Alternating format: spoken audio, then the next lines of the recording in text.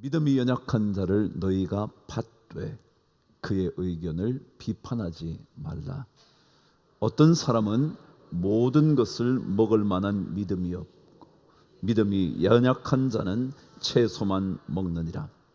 먹는 자는 먹지 않는 자를 업신여기지 말고 먹지 않는 자는 먹는 자를 비판하지 말라. 이는 하나님이 그를 받으셨음이라.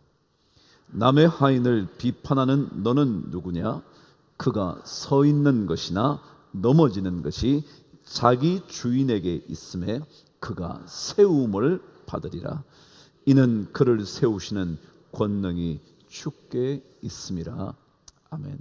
8절 저와 함께 읽겠습니다. 시작.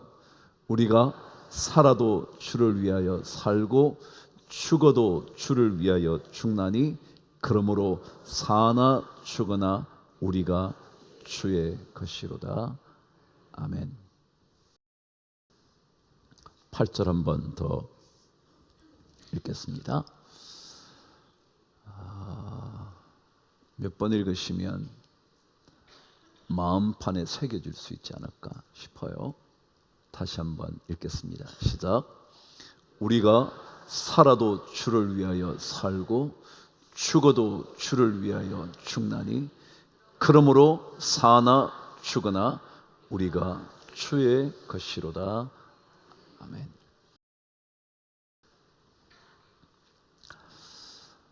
삶이 말이죠, 목표를 정하고 나면 삶의 방식이 달라지게 되어 있습니다. 목표가 정해지면 삶의 방식, 삶을 살아가는 형태가 달라지게 되어 있습니다. 그 목표 때문에 그 목표를 생각함으로 인하여 우리의 사고방식이 목표로 향하게 되고, 그리고 그것 때문에 우리의 행동도 목표를 향해 움직이게 되어 있습니다. 모든 사람이 다 그렇습니다. 모든 것을 크기에 집중하고 생각하고 살펴보고 마침내 결단하고 선택하면서 살아가게 되어 있는 겁니다. 쉬운 예는 이렇습니다. 자동차를 생애 처음으로 사게 됐다 하십시다. 자동차 사야지 목표를 세우면 그때부터 자동차를 구입하는 그 목표를 위하여 삶을 정돈해 갑니다. 물론 돈이 너무 여유가 있어서 당장 가서 돈 주고 사면 그뿐인 사람도 있겠지만, 그럼에도 불구하고 대부분의 사람들은 그 목표를 위해서 그때부터 생활을 조금 절약하게 될 겁니다. 그 자동차를 구입하기 위해서 말입니다. 그것만이 아닙니다. 그때부터 자동차를 생각하는 겁니다.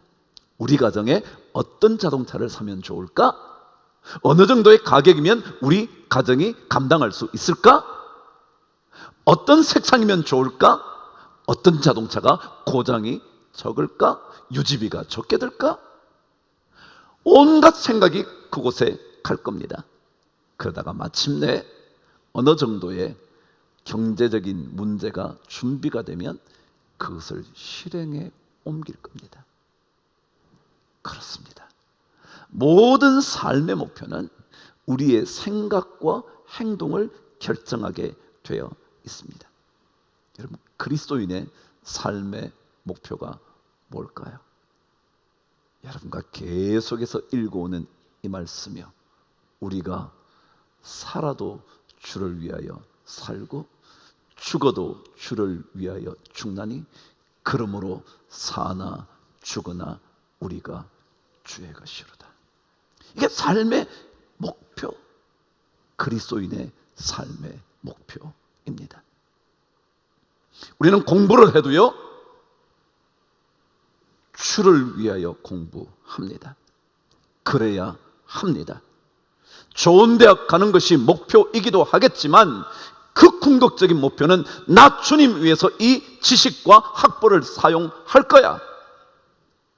돈을 벌어도요, 돈 버는 목표가 우리는 주님 위해서 버는 겁니다. 주님 위에 생명을 살리는 일에, 복음을 전하는 일에, 한 생명을 건지는 일에 이 돈이 쓰임되도록 땀을 흘려 수고하는 겁니다. 가르치는 자도 마찬가지입니다. 주님 위해서 가르쳐야 합니다. 내 지식을 자랑하는 것이 아니라 그들에게 예수를 증거할 수 있는 접촉점을 마련하기 위하여 가르치는 겁니다. 환자를 돌보는 의사라 할지라도요, 목표는 예수 때문에 그 일하는 겁니다. 육신을 고쳐주면서 생명의 예수를 전해보는 겁니다. 그것 때문에 해야 합니다. 그것이 우리의 목표입니다. 그래서 오늘 성경은 그리스도인의 삶의 목표가 정해진 사람들이 어떻게 삶의 현장에서 세부적인 삶의 결정을 하면서 살 것인가 한 예를 들어주는 겁니다. 주를 위하여 살고 주를 위하여 죽는다는 이 거대한 목표, 그 목표를 위하여 세부적인 삶의 모습은 어떠해야 되나 성경은 말해주고 있는 겁니다. 저와 함께 2절과 3절 말씀을 읽어 가겠습니다. 시작. 어떤 사람은 모든 것을 먹을 만한 믿음이 있고 믿음이 연약한 자는 채소만 먹느니라. 먹는 자는 먹지 않는 자를 업신여기지 말고 먹지 않는 자는 먹는 자를 비판하지 말라. 이는 하나님이 그를 받으셨음이라. 이 말씀의 배경은 이렇습니다. 초대 기독교 시대에는요, 아직까지 기독교가 로마의 공식적인 종교가 되지 못했습니다. 그것은 300년이 지난 다음에 일어나는 일이었거든요. 그 전까지는 로마라는 이 제국은 그리스로부터 가져온 신들을 섬기는 다신 국가였습니다. 그러니까 여러분이 알고 계시는 제우스, 최고의 신을 섬기는, 혹은 여러 신들이 있잖아요. 그 신들을 섬기는 국가였습니다. 근데 그런 국가에 한 원칙이 있었습니다. 모든 고기류, 육류는 반드시 신에게 제물로 바친 다음에라야 시장에 나와 사람들에게 판매가 되는 겁니다. 도축을 하고 나면 그 도축된 고기를, 동물을 먼저 신에게 바치는 제사를 드리는 겁니다. 그리고는 그것이 시중에 나와 판매되어 사람이 먹게 되어 있었습니다. 그러니까 예수를 믿게 된 사람들 중에 이런 생각을 하게 된 사람이 있었던 겁니다. 저 고기 우상에게 바쳐진 고기인데 먹으면 안 되지 라고 생각하면서 채소만 먹고 살았던 사람들이 생기기 시작한 겁니다. 참 좋은 생각 아닙니까? 참 좋은 그리스도인 아닙니까? 우상에게 바쳐진 재물 나 먹을 수 없지. 마치 다니엘처럼 우상, 다른 신에게 바쳐진 그 왕궁의 음식을 나는 먹지 못하겠다고, 저에게는 물과 채소만 주십시오 라고 말했던 것처럼 말이죠. 참 좋은 신앙인 아닙니까? 그런데 또 한편의 사람들이 있었습니다. 그들이 누구냐 하면, 야, 세상에 우상이 어디 있어? 신은 단 한 분뿐이지. 누구요? 하나님이요. 그건 우상이라고 그러지만 그거는 신이 아니야. 신이 아닌 것에 바친 물건 뭐 그게 중요해? 신은 한 분밖에 없는데. 신명기 4장 39절이 분명하게 말해 주잖아. 읽어보실래요? 시작. 그런즉 너는 오늘 위로 하늘에나 아래로 땅에 오직 여호와는 하나님이시요 다른 신이 없는 줄을 알아 명심해라. 그러지 않았냐고. 어디 이 땅에 다른 신들이 있냐고. 그건 신이 아니야. 그냥 사람이 만들어 놓은 신화에 불과한, 거기에서 얻어온 신이라고 말하는 것뿐이지 신이 아니야. 그러니 거기에 받쳐졌다 해서 거기에 신의 영이 머물지 않아 먹어도 돼. 틀렸나요? 맞나요? 맞죠. 성경 말씀대로 어디 세상에 신이 있습니까? 하나님 한 분밖에 없는데 말이죠.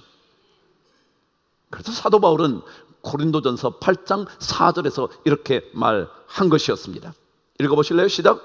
그러므로 우상의 제물을 먹는 일에 대해서는 시작.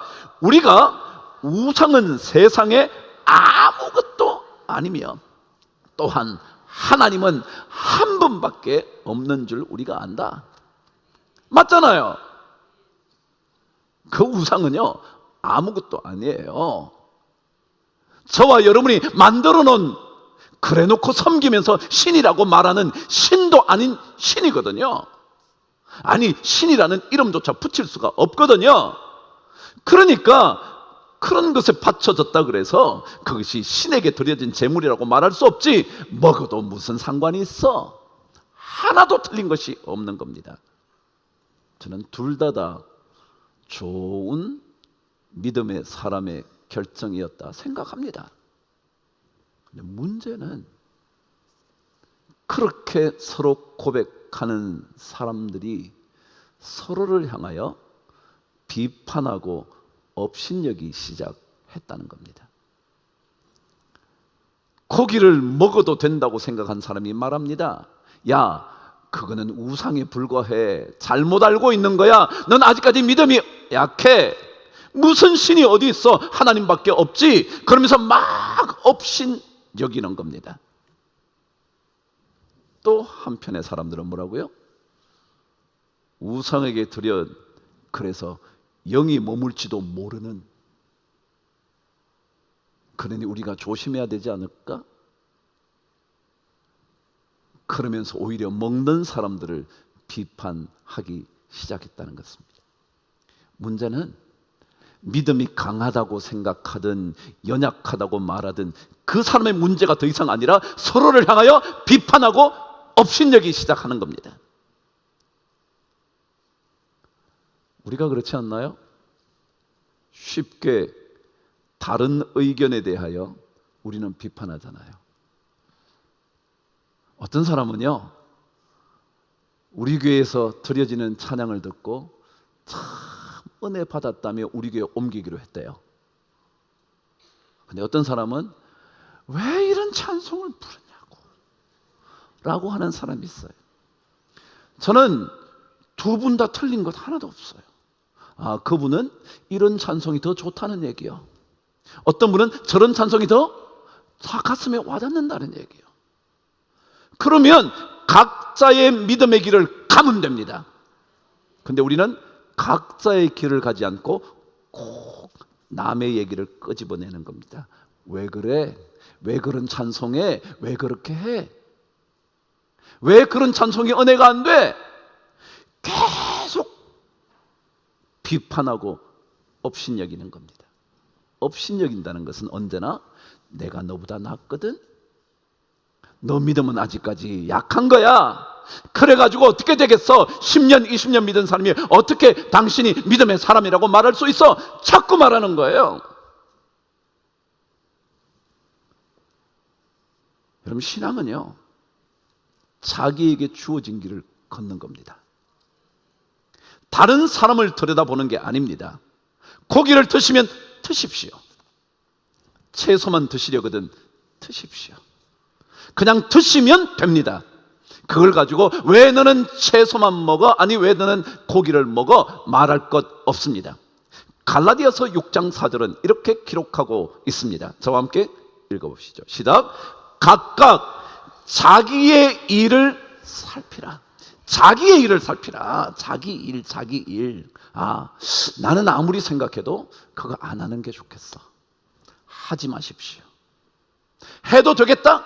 하십시오. 그러나 남을 비판하거나 비난하거나 저주하거나 마침내 정죄하지 마십시오. 그리고 업신여기지 마십시오. 고기를 먹는 것이나 채소를 먹는 것이나 그것은 아무것도 아닙니다. 드시면 됩니다. 안 드셔도 됩니다. 그런데 우리는 끊임없이 이 일 때문에 갈등하고 있는 거예요. 로마의 교회에서뿐만 아니라 고린도에 있는 교회에서도 동일하게 그 문제가 있었기 때문에 사도 바울은 고린도전서 8장에서 그렇게 말한 겁니다. 우상의 제물에 내가 할 말이 있어. 얘기를 한 겁니다. 우리는 믿음의 길을 각자가 걸어가는 겁니다. 어느 누구의 믿음의 길을 살펴보고 있지 말아야 합니다. 내 길을 살펴야 합니다. 여러분 한번 보세요. 우리가 로마서에서 이렇게 들어왔습니다. 선으로 악을 이겨라 그랬죠? 악으로 악을 갚지 말고 선으로 악을 이기라 그랬습니다. 자, 여러분 선을 행했습니다. 악이 없어지나요? 안 없어집니다. 어쩌시겠습니까? 여러분 악한 사람은요 계속 악을 행합니다. 우리 어쩌야죠? 우리는 계속 뭐 해야 됩니까? 선을 행해야 합니다. 그것 때문에 억울해할 것도 없습니다. 그 사람을 설득하려고 그럴 필요도 없습니다. 우리는 선의 길을 걸으면 됩니다. 믿음의 길을 끝까지 걸어가면 됩니다. 근데 우리는 계속 딴짓만 하는 거예요. 누군가는 그렇게 말하더군요. 남의 흠결만을 찾기 위하여 몸부림치는 사람보다 더 불행한 사람은 없다. 남의 것을 계속 보는 거예요. 저 사람은 고기를 먹나 안 먹나, 담배를 피우나 술을 마시나 안 마시나. 여러분 길 걸으세요. 걸어가시면 돼. 성경이 그러니까 말이죠. 고기를 먹든 채소를 먹든 여러분의 길을 걸어가십시오. 큰 그림을 그리고 나면요 자잘한 문제는요 아무것도 아니에요. 큰 진리를 깨닫고 나면요 그거 아무것도 아니에요. 그냥 믿음 안에서 살다 보니 이건 안 하는 게 좋겠는데, 이런 말은 삼가하는 게 좋겠는데, 내가 조심해야지. 각각 자기의 일을 살피는 것입니다. 저는 아내에게 모든 것 다 쬐끄만 것, 사소한 것은 다 맡깁니다. 집을 산다든지 자동차를 산다든지 다 맡깁니다. 쬐끄만 것들은 저는 큰 것만 생각합니다. 세계 평화를 어떻게 이룰 수 있을까? 남북 통일을 어떻게 하면 될까? 저는 이것만 생각합니다. 그래, 여러분 작은 거 너무 신경 쓰지 마셔. 정말 믿음의 사람으로 믿음의 길 잘 걸어가야지. 그것에 의하여 여러분의 삶을 결정해 가는 겁니다. 더더욱이 거대한 주제, 우리가 살아도 주를 위하여 살고 죽어도 주를 위하여 죽나니, 그러므로 사나 죽으나 우리가 옛날부터 다 주의 것이었다.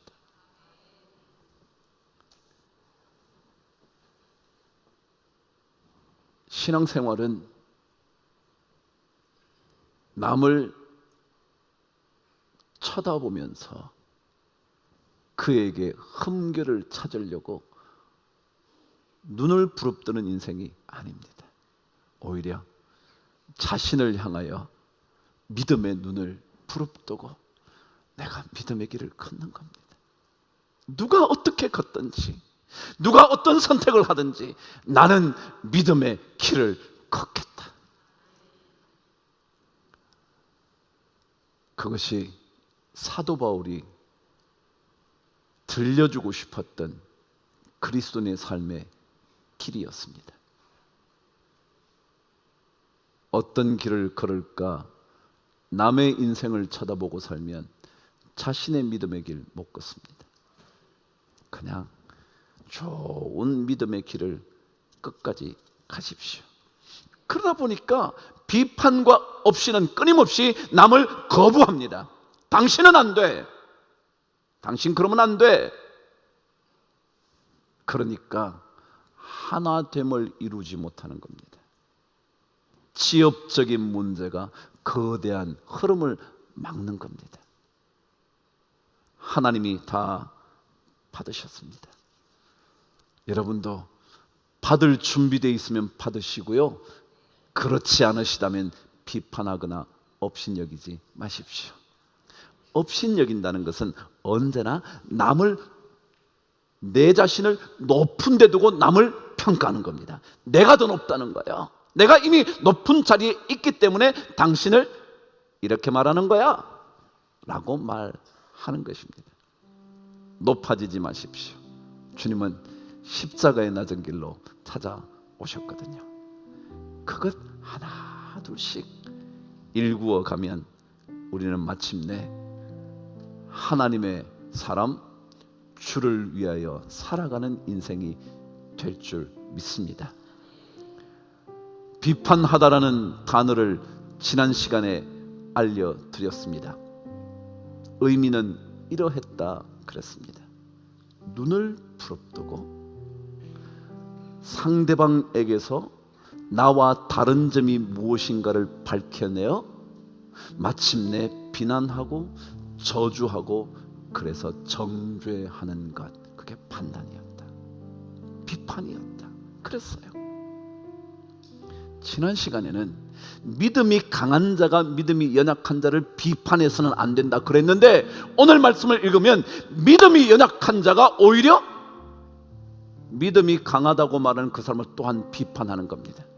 말하자면 우리 모두는 비판에 익숙한 겁니다. 내가 좀 잘났던, 못났기 때문에 또 비판하는 겁니다. 잘나서 비판하는 겁니다. 이것을 거치고 그냥 주어진 믿음의 길을 잘 가시죠. 그러면 살아도 죽어도 주를 위해 살아가는 그리스도인의 삶의 목표가 조금씩 조금씩 나를 통하여, 우리 교회를 통하여 이루어지게 될 줄 믿습니다. 그 복 우리 성도님들 꼭 받아 누리시게 되기를 주의 이름으로 축복합니다.